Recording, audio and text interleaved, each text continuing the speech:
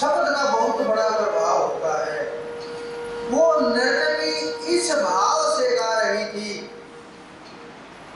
कि मैं तो वेश्या हूं, मैं तो गर्दभन हूं, मैं तो लोगों के शरीरों की इच्छाएं पूरी करती हूं, लेकिन हे स्वामी,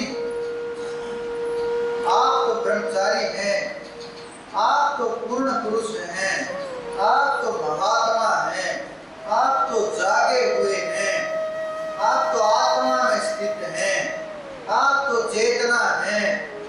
कृपा आकर के एक दृष्टि इस तुच्छ अभागी पर डाल करके मुझे भी कृपा पात्र बनाइए और मुझे भी कृतार्थ कीजिए। जो ही वो शब्द स्वामी जी के कानों में पड़े, बड़ा अफसोस हुआ, बड़ा विचार हुआ, और जो दिमाग के अंदर, बुद्धि के अंदर इतने विचार चल रहे थे वो टूटते चले गए और बिना बुलाए ही स्वामी जी खड़े हो गए। और ऐसी स्थिति उत्पन्न हो गई कि स्वामी जी एकदम से विचार हुआ कि बड़ा अद्भुत, मैं स्त्री और पुरुष के शरीर में भेद कर रहा हूं, जो मैं खुद एक आत्मा हूं, इससे क्या प्रभाव होता है। वो निष्कामी हो चुके थे और इस स्त्री और पुरुष के भेद से खड़े हो चुके थे और वहां पहुंच चुके थे जहां केवल एक रहता है, और वो झट से बाहर आए। अब उन्हें किसी चीज की परवाह नहीं थी, न ब्रह्मचर्य टूटने का डर था, न कुछ खोने का डर था। खोने का भय उसी को होता है जिसे पाने की लालसा होती है। जब पाने की लालसा खत्म हो जाती है तो खोने का भय भी खत्म हो जाता है। स्वामी जी समझ चुके थे कि न कुछ खोना है न कुछ पाना है, जो भी कुछ है वही है और वही था और वही होगा। और आए दरबार में अब उन्हें कोई आपत्ति नहीं थी। अब वो चाहे स्त्री के साथ सोए या पुरुष के साथ, कोई प्रभाव नहीं था, कोई विचार नहीं था। क्यों? क्योंकि जब तक ये इंद्रियों पर काबू नहीं रहता, जब तक मन के ऊपर काबू नहीं रहता, तभी तक प्रभाव है।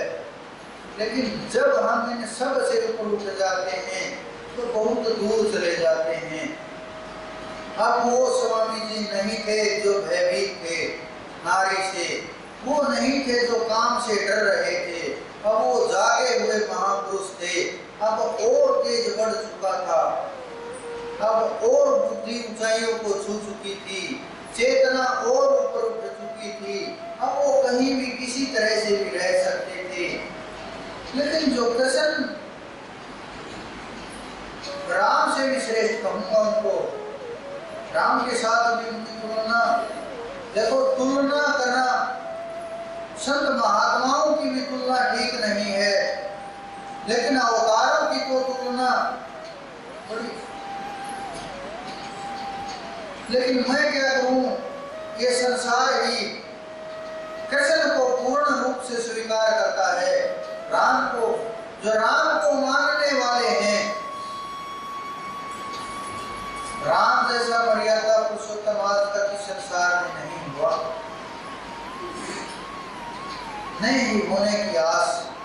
क्योंकि जो भी ऊपर से अवतार आता है वो विशेष कार्य के लिए आता है। राम जैसा वचन का पालन करने वाला आज तक नहीं हुआ। पिता के एक शब्द के कारण वनवास को चला गया, राम जैसा नहीं हुआ। लेकिन कृष्ण का जो चरित्र है, कृष्ण का जो खेल है, कृष्ण की जो हंसी है, कृष्ण की जो माया है, कृष्ण की जो ताकत है, कृष्ण के जो शब्द हैं,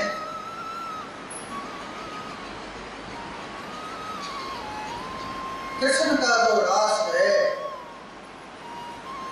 वो अलग ही है, उसका कोई जोड़ तोड़ नहीं हुआ है, नहीं हो सकता है, क्योंकि कृष्ण वो चेतना है जो अपने आप में संपूर्ण है, अपने आप में श्रेष्ठ है। आज तक उन्होंने किसी को मना ही नहीं किया, बड़ा रूप, न शारीरिक रूप में न आत्मिक रूप में, लेकिन राम भी ये कार्य नहीं कर पाए। आप ये समझो, राम वो बगीचा है जो काट छाट करके इतना सुंदर सजा हुआ है, इतना सुंदर सजा दिया गया है, देखते ही हर कोई मोहित हो जाए, हर कोई विचार करने लगे कि इससे सुंदर पूरी पृथ्वी पर पूरे ब्रह्मांड में कहीं नहीं। लेकिन कृष्ण वो वन है जो पूरे ब्रह्मांड में फैला हुआ है, राम एक सीमित है। और अगर आप हनुमान को खोजने लगोगे तो वो गमला है जिसे माली ने इतना सुंदर तैयार किया है, लेकिन वन नहीं, वन तो केवल कृष्ण है, क्योंकि उन्होंने हर जगह हर परिस्थिति प्रेम से लेकर के युद्ध तक, छल से लेकर के भागने तक, कोई भी ऐसा इस ब्रह्मांड में कार्य नहीं जो नहीं किया हो। उन्होंने तो यज्ञ में, सेवा में, कुछ लोग ये महत्व समझते हैं कि हमें तो वो कहेगा तभी मैं ये कार्य करूंगा, वो बोलेंगे दूसरी उसकी सुनूंगा, दूसरे की नहीं मानूंगा। कुछ लोग अपनी जिम्मेवारी से भागते हैं,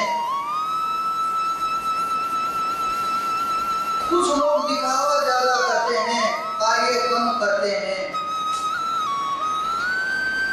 कुछ लोग अच्छे कार्य की तलाश करते हैं कि सेवा का कोई अच्छा कार्य मिल जाए तो मैं भी कर लूं।